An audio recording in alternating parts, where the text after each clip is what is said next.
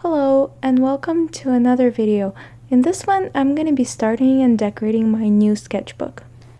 So I wanted to start by decorating the cover with some pictures that I printed out, but before that I wanted to mention that this is a Canson mixed media sketchbook in the size 7 by 10 inches.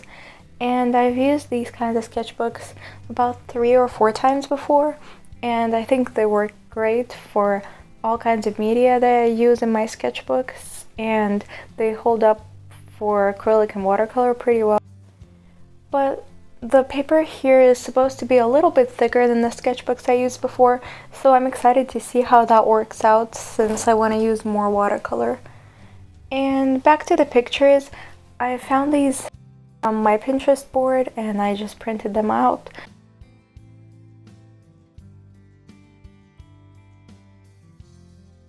In the past, I struggled a lot with figuring out what to put on the cover of my sketchbooks, and this is just a great way to put some little inspiring pictures that I can look at every time I open my sketchbook and get some ideas of what I want my own art to look like.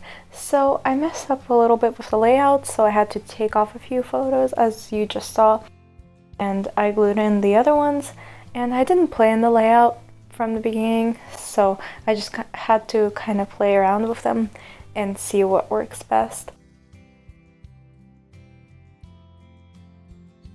I did not end up fitting all the pictures on the front cover, so I'm also going to be putting a few of them inside of the sketchbook.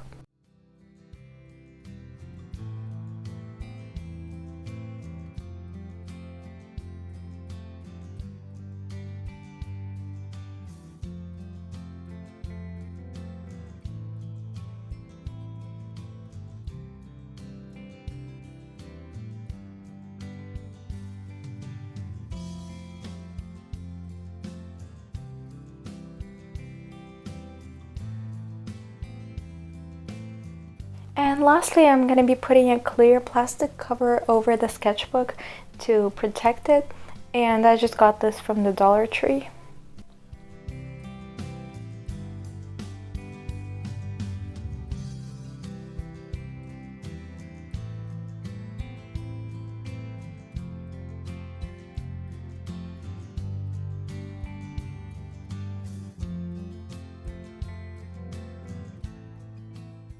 So I didn't get any footage of me decorating this page, but I basically just added a few more pictures and collage papers, and I'll come back to it later to write down my goals. And now I'm covering this page with black cardstock since I have even more pictures that I need to put on here, and I just wanted to add some contrast.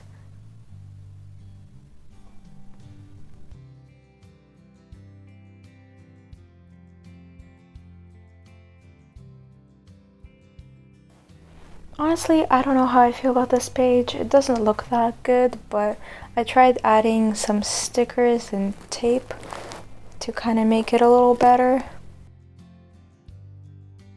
Now I'm just going to be writing some goals, and these are more specific to like my art style. So the first one was to be more intentional with my art, which is kind of the overarching goal for this sketchbook, is just thought out and intentional artworks that maybe have symbolism or convey some kind of message. I mean, sketches just for the sake of practicing are great too, but I just want to add more finished artworks. And I also wrote that I want more neutral and muted colors since I know that's what I find appealing, and if I use a lot of bright colors I'm gonna end up hating the artwork.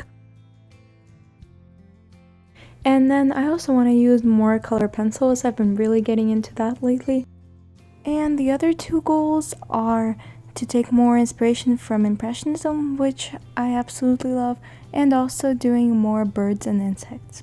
I know it was kind of an abrupt transition, but now I'm getting into painting on some of the first pages of the sketchbook, and it's been a really long time since I painted, so I just kind of wanted to warm up and play around with it and just kind of get a feel for painting something.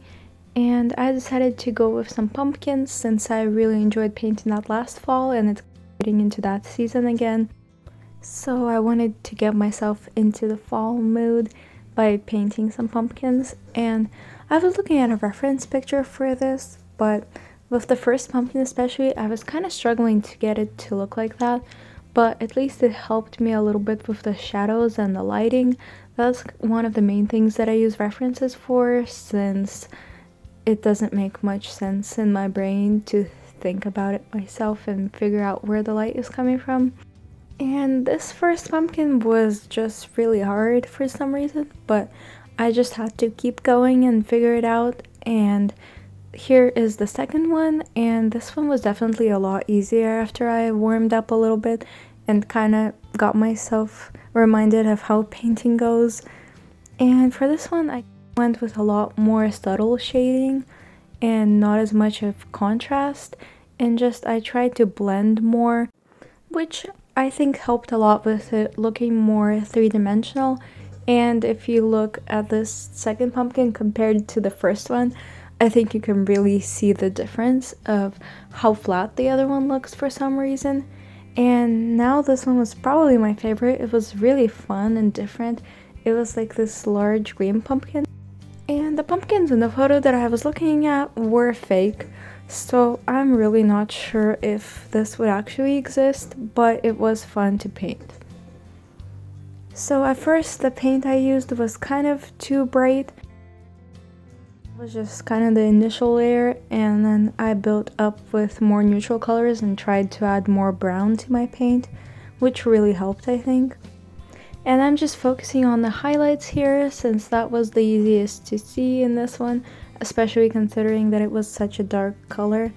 And then I'm adding more of that brownish color on the bottom, as you can see. And with this pumpkin as well, I really tried to blend while the paint was still wet and make sure everything was a little more smooth than the first pumpkin.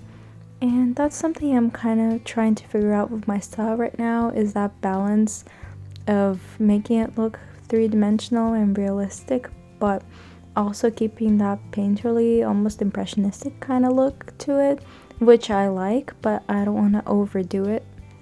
And I'm coming back to the first pumpkin, trying to fix it up a little. I'm honestly not sure how much that helped, but I did try to blend a little bit more.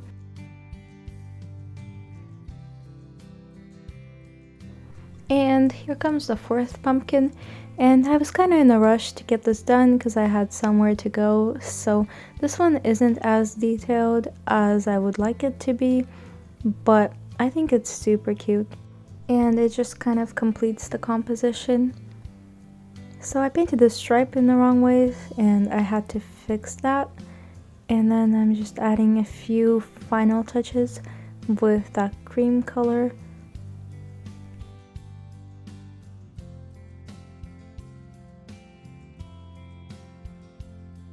So the pumpkin painting is done, and it's a different day, as you can tell by the lighting, and I'm just going to be painting a little floral arrangement to end off this spread. And I kind of wanted to use more traditional fall colors, but also throw in some blues, since I've been really liking that color combination lately. I was kind of feeling a little intimidated by all these flowers, since, as I told you before with the pumpkins, I'm working on figuring out my style even more with florals, of how much detail I want there to be and how realistic I want it to be. So I started with blocking in the simple shapes and decided to add the details later. And that also helped me visualize the composition before I commit to it.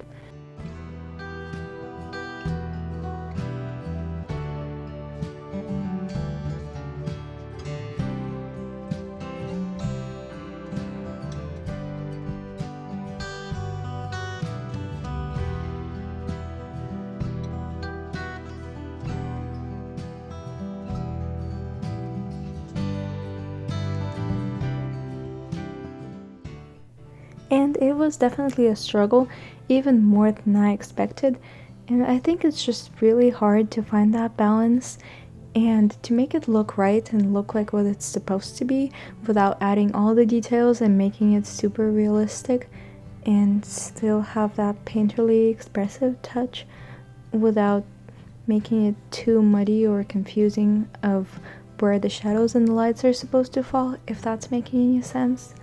So it was a learning experience, and I'm glad I did it, and I think I just need to experiment more, even though I've been doing this for like 2 years and trying to figure out my style. But I think I just need to keep going and trying this over and over until I find what works for me.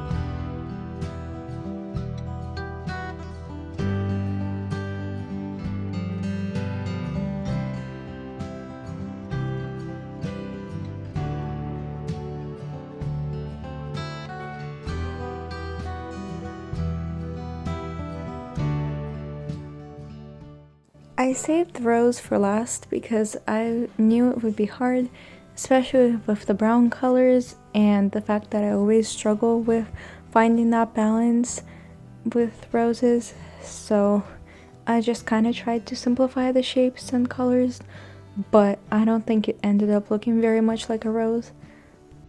But it is what it is. This is just practice in my sketchbook, so I don't expect it to be perfect, especially since I haven't painted in so long. So I'm still pretty satisfied with the progress I made during this painting session. And that's about it for the painting. So I hope you enjoyed coming along as I start this sketchbook, and I hope to see you sometime soon in the next video.